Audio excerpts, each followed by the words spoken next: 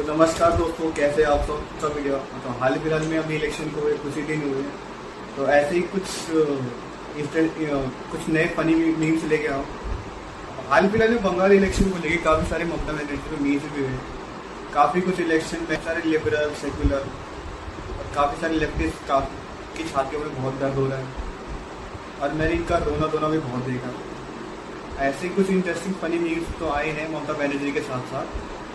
अब सबसे ज़्यादा मज़ेदार बात ये हो रही है कि जब बंगाल के इलेक्शन के बाद जो बंगाल की जनता का जो रिएक्शन निकला, जो रिएक्शन आया,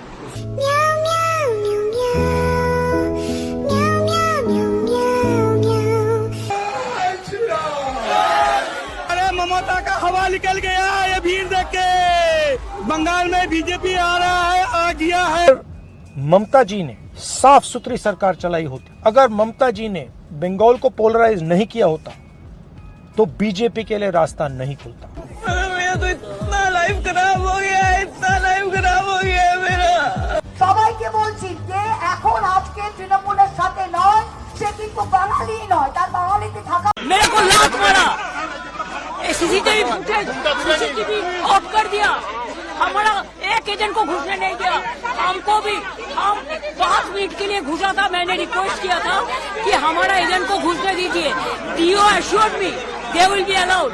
After that he is not available, nobody is available, but I complained everywhere. Mamata Banerjee वो बीजेपी के लिए बंगाल में रास्ता खोल रही है, क्योंकि वो सही सरकार नहीं चलाती, भ्रष्ट सरकार चलाती है। नरेंद्र मोदी और बीजेपी के लिए बंगाल में रास्ता खोल रहे हैं।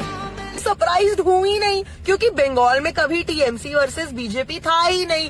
था क्या? TMC versus 90 lakh deleted voters, TMC versus selection commission of India, TMC versus ट्रेनें भर के लोग जो आ रहे हैं यहाँ पे वोट डालने के लिए, टीएमसी वर्सेस जो सुरक्षा कर्मचारी लोकल्स को पीट रहे हैं, टीएमसी वर्सेस ईडी जो इनके कंसल्टेंट्स को दबोच रही है, टीएमसी वर्सेस गोदी मीडिया जो प्रोपेगेंडा चला रही है 24 घंटे नफरत भरा। टीएमसी का नाम आपने सुना होगा, अदानी समूह ने इसे तैयार किया है। हाल ही में प्रधानमंत्री मोदी ने उद्घाटन किया। 11 घंटे का सफर 6 घंटे का रह जाएगा, दावा किया जा रहा है। 5 घंटा पहले पहुंचकर मेरठ से प्रयागराज आप क्या करेंगे? ये सर कटेगा लेकिन झुकेगा नहीं। नाम है तृणमूल कांग्रेस, कभी रुकेगा नहीं। हम में ना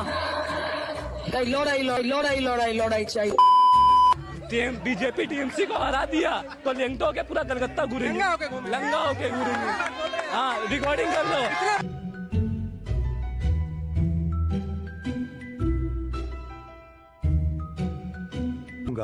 कि जो रुझान चल रहे हैं इसके पीछे एक भूत है जिसके 5 रुख है। इलेक्शन कमीशन, दूसरा है ईडी, तीसरा है इनकम टैक्स, चौथा है सीबीआई और 5वां है हमारे अदालत। वो भूत तमिलनाडु में काम नहीं करता, वो भूत केरला में नहीं काम करता। दरअसल वो भूत नहीं है, आपकी जो सोच है ना वो भूतिया है। आपकी सोच भूतिया है, आप समझ रहे हैं ना। जीत में भी उसकी हार होगी और हार में तो उसकी हार होगी ही, और दोनों तरह से बीजेपी का डिक्लाइन कोई नहीं रोक सकता। बंगाल की जीत के साथ गंगोत्री से लेकर गंगा सागर तक कमल ही कमल खिला हुआ है। कि बीजेपी से आपको लड़ना है एक दिन, मगर राम से मत लड़िए, निपट जाओगे।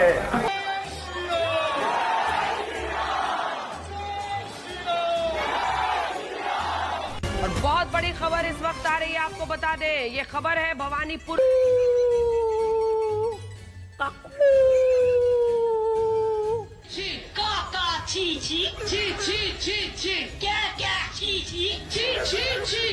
हम्बा हम्बा रम्बा रम्बा कम्बा कम्बा दुम्बा दुम्बा बुम्बा बुम्बा बम्बा बम्बा। Who wants to live in India now? I have Kushtia on the other side and Nadia. The GDP, the health indicators and a lot of things in Bangladesh are actually better. Please let Narendra Modi and Amit Shah get this out of his... ये क्या हो रहा है? एक MP के साथ ऐसा कर रहे हैं आप लोग।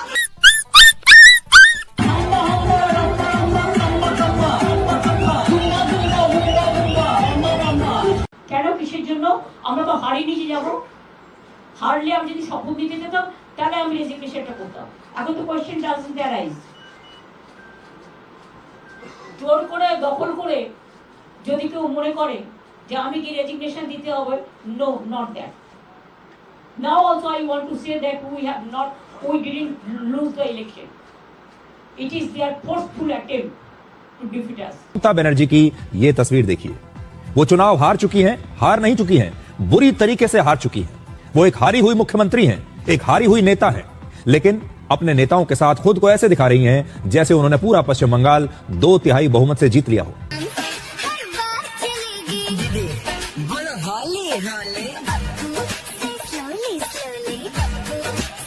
ये मेरा सिंहासन है, ये हमारा सिंहासन,